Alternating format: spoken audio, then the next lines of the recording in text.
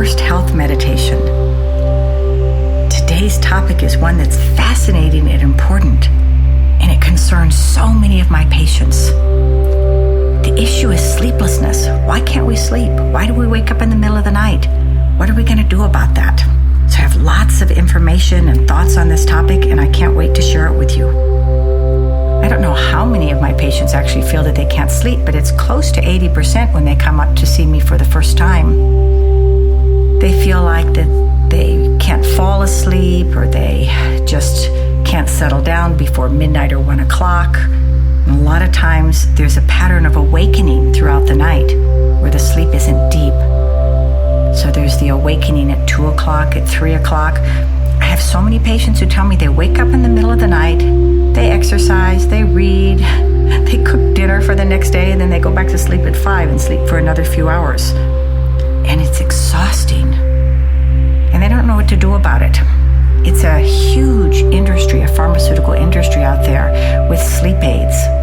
There's Ambien and Xanax and all the medications that my patients come in saying that they take and that helps them.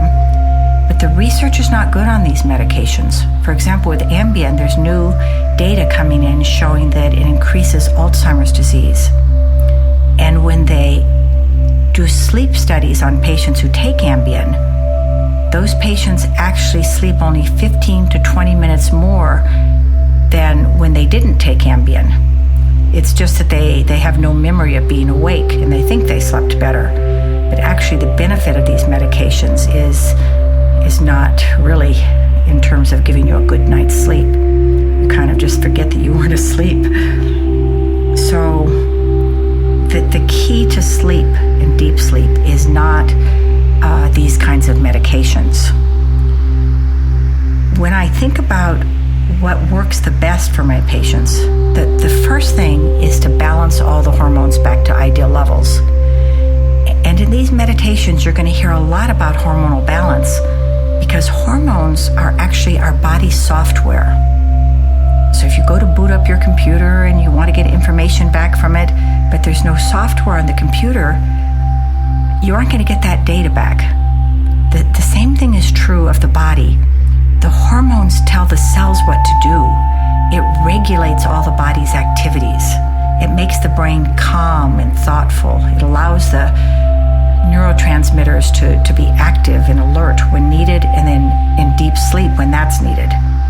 So very frequently when patients are on the birth control pill or they're in perimenopause, and perimenopause starts in our late 30s and early 40s, or in menopause, and that's usually around 45 to 48, although sometimes much earlier, then women experience almost 100% of the time sleep disruption.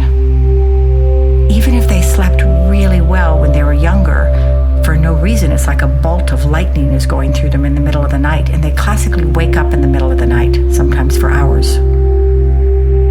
This awakefulness is due to low estrogen. And of course, estrogen is the major ovarian hormone, and we just stop making estrogen at a certain point in our lives. So the definition of menopause is no estrogen, and perimenopause is some estrogen. And what we've learned is that when we give hormones back to patients, the bioidentical natural hormones, their sleep becomes deep and tranquil again. So I do this, I've done this for years, for almost 30 years with patients, and I've seen how very exhausted, tired, almost desperate for sleep women start to sleep very easily. Another hormone abnormality that causes sleep disruption is adrenal stress deficiency syndrome. And it's natural that when people are really stressed and doing a lot of activities, that their brain doesn't turn off at night. And what we've found is that when people go into this high stress situation, they pour out their adrenal hormones. And those are very, very important in terms of keeping us awake and then allowing us to go to sleep at night. Cortisol being one of those very, very important hormones. So we can calm those hormones down at night, and we can replenish those hormones during the day. And when we help patients deal with their stress and replete their adrenal stress glands and do stress meditations throughout the day, even if it's for 10 seconds, those patients sleep much, much better at night.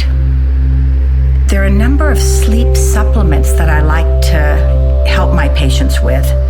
They're not pharmaceuticals, they're natural plant remedies. So I created one supplement called Sweet Sleep that combines GABA, and that's a brain neurotransmitter, with 5-HTP. And 5-HTP is a precursor to melatonin. And when those are combined together with a few other supplements and vitamins, sleep becomes much more regulated and deep. So I love to prescribe that for patients. Anyone can buy magnesium, not calcium magnesium, but just pure magnesium at their pharmacy. And taking 500 to 1,000 milligrams does wonders for relaxing the muscles and inducing sleep. There's a special kind of magnesium that'll cross the blood-brain barrier more effectively. Melatonin, of course, induces sleep, and melatonin is a brain hormone. It actually is an antioxidant for the brain, and you can take any place between 1 to 20 milligrams of melatonin. And if you feel hungover the next day, you just take it earlier in the day. And as an antioxidant to the brain, that means it actually helps the brain to function better. There are other hormones that I like to use. I like to use kava kava, and there's valerian root, which is sort of a natural Valium. And usually I'll combine these together into what I call a sleep cocktail.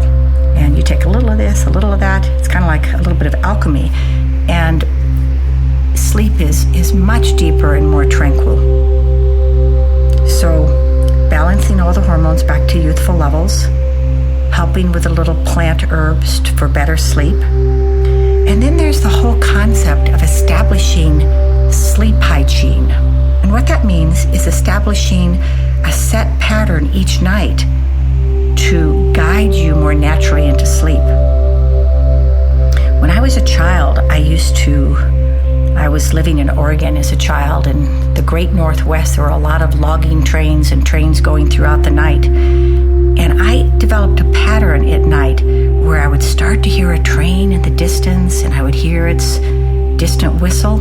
And I told myself that I had to jump on the back of that train in order to be taken to sleepland. And I started this when I was probably 6 or 7 years old. And when the train would come closer and closer and closer, I would literally jump on the train and fall into a deep, deep sleep. And what I told myself was that if I wasn't completely asleep by the time the train disappeared and, went through Eugene, Oregon, and went out the other side, that I would miss going to dreamland. So I actually cultivated lifelong sleep patterns with this game.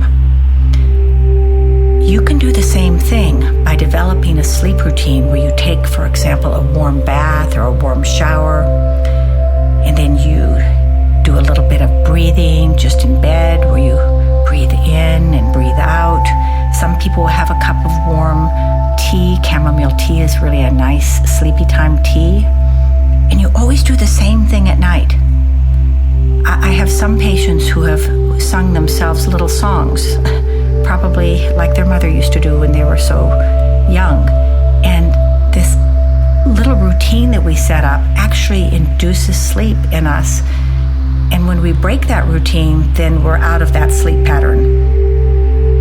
When I was in medical school, I learned self-hypnosis because at any moment of the night, I would have to wake up and deliver a baby or deal with trauma and rush someone to surgery. And I learned that I could teach myself to fall asleep at any time, whenever I wanted to, and for any amount of time. And what I would do is just lie in the little, we'd call it an on-call room. I'd put my hands on my abdomen and just start slowly breathing. And it was really a form of hypnosis that I did. So in the meditation that's going to follow, I'm going to take you through some of this hypnosis and help you to learn some of that self-hypnosis pattern. But before we go there, I'd like to just mention and emphasize really how important sleep is. Sleep is the time when our body cleanses itself. It's the great detox time. And all the toxins and impurities of our body are cleansed during the middle of the night. So if we don't sleep enough, we really don't cleanse the body enough. So what happens is that we become more toxic, and that toxicity leads to future illness. And what we found is that you need to sleep at least 8 hours. They actually say 8 hours and 15 minutes. And that if you cut it short, then the body and the brain and all the cells in your body don't cleanse themselves and become new and whole again. It's kind of like night after night you have a sleep crew come into your body after the big convention of the day. And if we limit that cleanup crew's time, the body just stays toxic and that toxicity accumulates itself.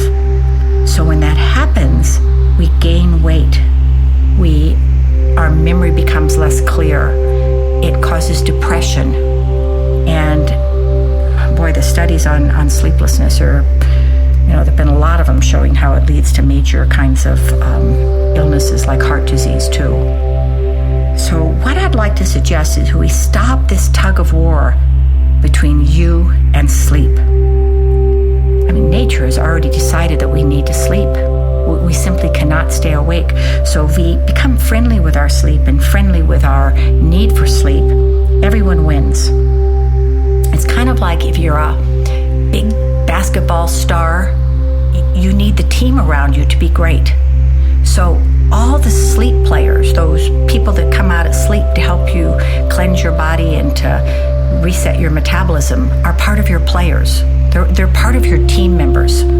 So what I'd like to suggest is you allocate 16 hours to being awake, and that's when your conscious self is in charge. You can do all the missions that you need to accomplish and all your work, and then at night, allow the night crew to take over for 8 full hours. And that's the dreamy, unconscious, all the parts of yourself that you don't really have control over, but your body knows what to do.